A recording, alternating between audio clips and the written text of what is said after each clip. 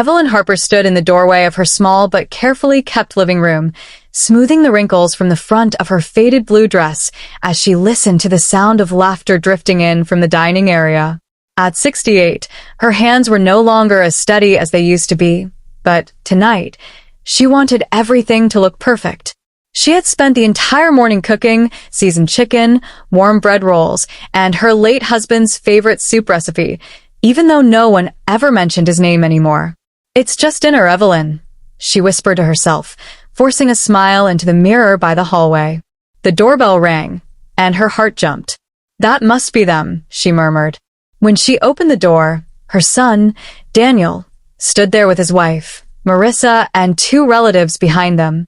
"Mom," Daniel said with a polite smile. "We're here." Evelyn's face lit up. Come in. You must be hungry." Marissa stepped past her without meeting her eyes, her heels clicking sharply on the floor.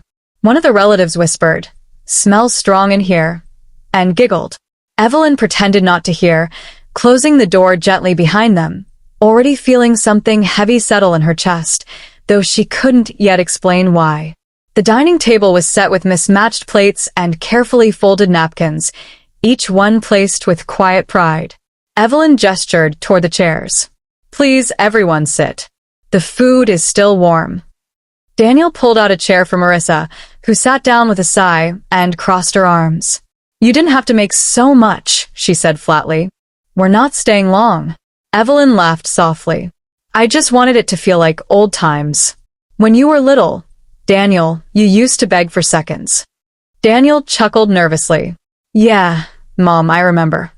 One of the relatives leaned in and whispered, "That was before he married into better taste." Marissa smirked. Evelyn's smile faltered, but she lifted the soup pot anyway. "Let me serve you," she said. As she reached toward Marissa's bowl, Marissa pulled it away slightly. "Careful," she said sharply. "I don't want to spill." The room fell quiet. Daniel cleared his throat. "Marissa, she's just helping." Marissa shrugged. "I'm just saying, not everyone's kitchen standards are the same." Evelyn slowly lowered the ladle, her hand trembling. "Of course," she whispered, though no one asked her to explain. As the meal continued, the conversation drifted around Evelyn like she wasn't even there. The relatives talked about vacations, new phones, and expensive restaurants, while Marissa laughed loudly at stories that didn't include her. Evelyn tried to join in. "I've never been on a plane," she said softly. "Maybe one day." Marissa cut her off. "Some people are just meant to stay where they are," she said, swirling her drink. Daniel shifted in his seat. "That's not fair," he muttered. Evelyn looked at her son, her eyes hopeful. "It's all right, Daniel," she said quickly. "Everyone has their own life." One of the relatives leaned back and said, "Still, it must have been hard raising a child alone. I mean, without much education or money." Evelyn nodded. "It was hard," she admitted. "But I loved him. That made it easier." Marissa laughed, a sharp sound that cut through the room. "Love doesn't pay for success," she said. Evelyn's spoon clinked against her bowl as her hand froze. Daniel finally spoke up. "Marissa, enough." But Marissa only raised her eyebrows. "I'm just being honest." Evelyn stared at her soup, the steam blurring her vision as tears threatened to fall. The silence that followed felt heavier than any insult. Evelyn set her spoon down slowly. "I didn't invite you here to argue," she said, her voice barely above a whisper. "I just wanted to share a meal with my family." Marissa leaned forward. "Family should grow, not stay stuck in the past," she replied. Daniel slammed his hand lightly on the table. "Stop it," he said, surprising everyone. "This is my mother." Evelyn reached out and touched his arm. "It's all right, my son," she said gently. "I've heard worse in life." One of the relatives stood up. "This is uncomfortable," they said. "Maybe we should leave." Marissa nodded. "Yes, this place is depressing." Evelyn stood slowly, her knees aching. "If you go," she said, "just know that this home was built on love, not money." Marissa scoffed, grabbing her bag. Daniel hesitated, looking from his wife to his mother. "Mom," he began. Evelyn smiled at him, though her eyes were wet. "Go," she said. "I don't want you to choose." Daniel followed Marissa to the door, his shoulders slumped. The door closed behind them with a soft but final click. Evelyn stood alone in the quiet dining room, the untouched food growing cold on the table. She slowly sat back down, folding her hands in her lap the way she used to when she prayed for her son's future. "I did my best," she whispered into the empty room. The clock on the wall ticked loudly, each second reminding her how much time had passed. She remembered Daniel as a boy, running through these same halls, calling out, "Mama, look at me." She smiled at the memory, even as tears rolled down her cheeks. Her phone buzzed softly. A message from Daniel read, "I'm sorry. I didn't know how to stop it." Evelyn typed back slowly, "You don't have to protect me. Just remember where you came from." She placed the phone face down and stood up, beginning to clear the table by herself. As she carried the plates to the sink, she straightened her back and lifted her chin. "I am still here," she said aloud, her voice steadier now. Outside, the night air was cool and calm, and for the first time that evening, Evelyn felt something other than pain. She felt strength. The next morning, sunlight filtered through the thin curtains of Evelyn Harper's bedroom, casting soft golden lines across the worn wooden floor. She sat on the edge of her bed, holding a cup of tea that had already gone cold in her hands, her thoughts still tangled in the echoes of the night before. "I raised him to be kind," she whispered to herself. "I raised him to be strong." She stood and walked slowly to the small window, watching children in the street laugh as they chased each other, their carefree voices drifting up to her. The sound made her smile, but it also made her chest ache.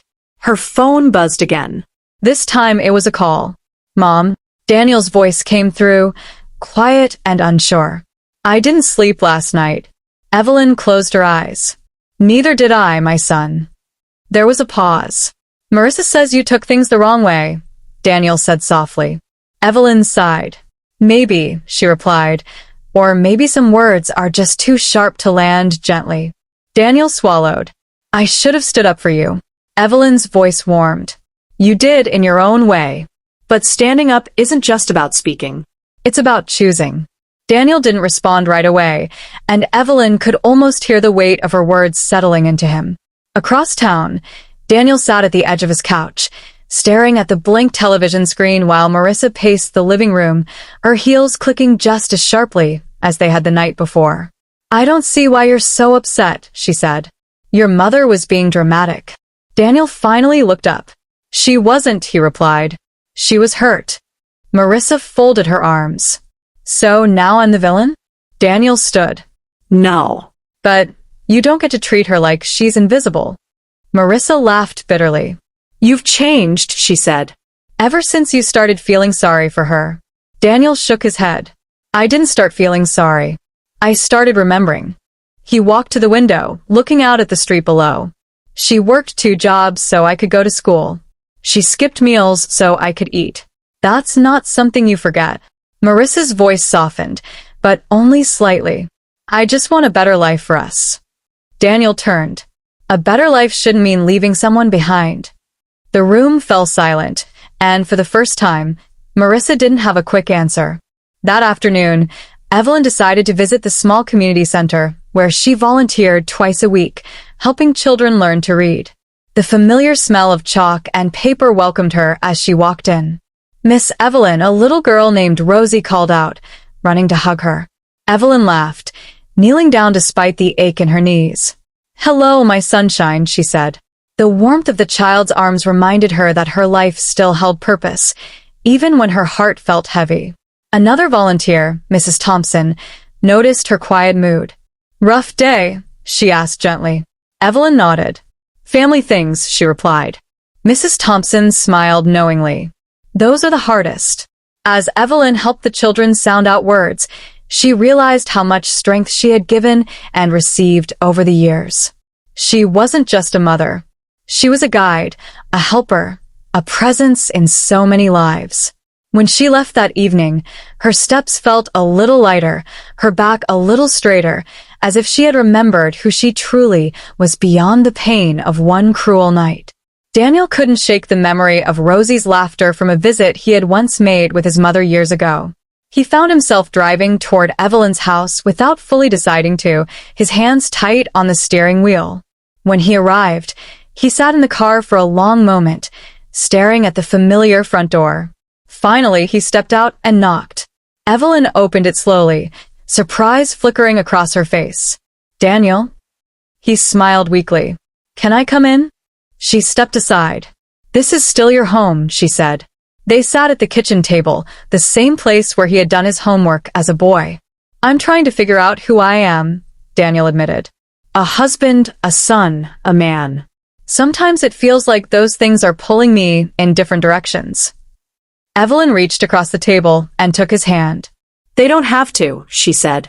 "Being one should make you better at being the others." Daniel's eyes filled with tears. "I don't want to lose you." Evelyn smiled softly. "You never will.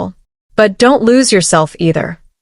When Daniel returned home, Marissa was sitting quietly, scrolling through her phone. She looked up as he entered. "Did you see her?" she asked. Daniel nodded. "I did." Marissa hesitated. And Daniel took a deep breath.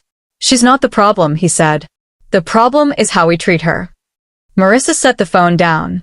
"I didn't mean to hurt her," she said, though her voice lacked certainty. Daniel sat beside her. "Then help me fix it." Marissa looked away. "I don't know how."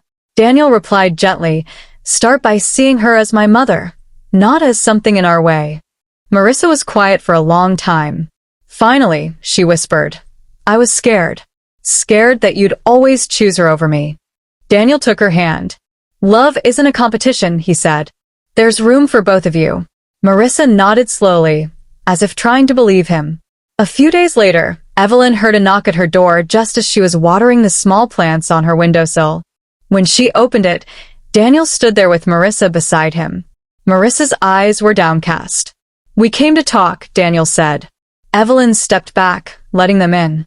They sat in the living room, the air thick with unspoken words. Marissa finally spoke. "I was disrespectful," she said quietly. "I shouldn't have been." Evelyn studied her face, looking for sincerity. "Why now?" she asked gently. Marissa swallowed. "Because I realized I don't want to be the reason my husband feels torn." Evelyn nodded. "That's a good place to start." Daniel looked between them, hope flickering in his eyes. Evelyn smiled. "We can try again," she said. "That's all any of us can do." The next dinner was simpler. No relatives, no fancy dishes, just soup and bread at the same old table. The conversation was slow at first, careful, like people walking on thin ice. "So," Daniel said, trying to lighten the mood, "Mom, Rosie learned a new word today." Evelyn laughed. "She learns faster than I do." Marissa smiled faintly. "That's nice," she said. As the meal went on, the tension eased little by little. Marissa even asked for a second helping, surprising herself as much as Evelyn. "This is actually really good," she admitted. Evelyn chuckled. "I've had a lot of practice." Daniel watched them, a small but genuine smile spreading across his face. For the first time in weeks, the room felt warm again, not just from the food, but from something deeper. Later that evening, as Daniel and Marissa prepared to leave, Marissa paused at the door. "Thank you for giving me another chance," she said. Evelyn nodded. "We all need them," she replied. After they left, Evelyn sat in her favorite chair, the quiet of the house no longer feeling so heavy. She picked up an old photo of Daniel as a child, his grin wide and carefree. "You turned out all right," she said softly. Her phone buzzed with a message from Daniel. "Thank you for not giving up on us." Evelyn typed back, "A mother's love doesn't know how to quit." She placed the phone down, her heart full in a way it hadn't been in a long time. Weeks passed, and the rhythm of life settled into something new but steady. Daniel visited more often. Marissa came too, sometimes bringing small gifts or helping Evelyn in the kitchen. They weren't perfect moments, but they were real, and that made them meaningful. One afternoon, as they sat on the porch watching the sun dip below the horizon, Marissa spoke quietly. "I didn't grow up with much family," she admitted. "I didn't know how to be part of one." Evelyn looked at her and smiled. "We learn," she said, "one day at a time." Daniel reached for both their hands. "I think we're doing okay," he said. Evelyn nodded, feeling the truth of his words settle in her chest like a warm ember. On her 69th birthday, Evelyn sat at the same dining table that had once been filled with silence and pain, now surrounded by laughter and gentle conversation. Daniel raised a glass of juice. "To my mother," he said, "for teaching me what strength really looks like." Marissa added softly, "and for showing me what grace is." Evelyn's eyes filled with tears, but this time, they were not from hurt. "I didn't do anything special," she said. "I just loved." As the room echoed with warmth and clinking glasses, Evelyn realized that her story wasn't one of humiliation or loss. It was a story of endurance, of quiet courage, and of love that refused to fade, no matter how deeply it had once been wounded. She leaned back in her chair, listening to the voices of her family, and for the first time in a long while, she felt truly at peace. The morning after her birthday, Evelyn woke earlier than usual, the soft gray light of dawn slipping through the curtains like a quiet promise. She sat up slowly, listening to the distant sounds of the neighborhood coming alive, doors opening, birds calling, a radio playing somewhere down the street. She wrapped her shawl around her shoulders and walked into the kitchen, where the faint smell of yesterday's cooking still lingered. On the table, she found a small handwritten note from Marissa that Daniel must have slipped through the door before they left. It read, "Thank you for welcoming me into your home and your heart. I'm still learning, but I want to do better." Evelyn held the note for a long moment, then pressed it gently between the pages of an old recipe book she had kept for years. "We're all learning," she said aloud to the quiet room. Later that morning, Daniel called. "Mom, how are you feeling today?" he asked. Evelyn smiled. "Like I woke up with a lighter heart," she replied. Daniel laughed softly. "That's good. I was hoping to take you out for a walk later." Evelyn hesitated, then said, "I'd like that." As she hung up, she realized that life, even at her age, still had room for new beginnings. The park was filled with the gentle hum of life when Daniel and Evelyn arrived. Children on swings, couples strolling hand in hand, an old man feeding birds by the fountain. They walked slowly along the path, Daniel matching his steps to his mother's pace. "You used to bring me here when I was little," he said, smiling at the memory. Evelyn nodded. "You were always afraid of the ducks," she teased. Daniel laughed. "They were bigger than me." They sat on a bench near the water, watching ripples spread across the surface. "I've been thinking," Daniel said after a moment, "about how much you gave up for me." Evelyn shook her head. "I didn't give up," she said. "I chose." Daniel looked at her, surprised. "Chose what?" Evelyn smiled. "Chose you. Every day." Daniel swallowed, his eyes shining. "I want to be someone you can be proud of," he said. Evelyn reached for his hand. "You already are," she replied. The wind rustled the trees above them, and for a long while, they just sat in silence, comfortable and unhurried, like time itself had decided to slow down for them. That evening, Marissa arrived at Evelyn's house alone, carrying a small box wrapped in simple brown paper. She stood at the door for a moment, gathering her courage before knocking. When Evelyn opened it, Marissa offered a tentative smile. "I hope I'm not interrupting," she said. Evelyn stepped aside. "You're welcome here," she replied. They sat in the living room, and Marissa placed the box on the table. "It's an old photo frame," she explained. "I found it at a market. I thought you might like it." Evelyn opened it to find a picture Daniel had sent Marissa weeks earlier, a photo of Evelyn and Daniel in the park, laughing together. Evelyn's breath caught. "It's beautiful," she said. Marissa looked down. "I didn't understand before," she admitted, "what it meant to be someone's whole world." Evelyn met her eyes. "Now you do," she said gently. Marissa nodded, a tear slipping down her cheek.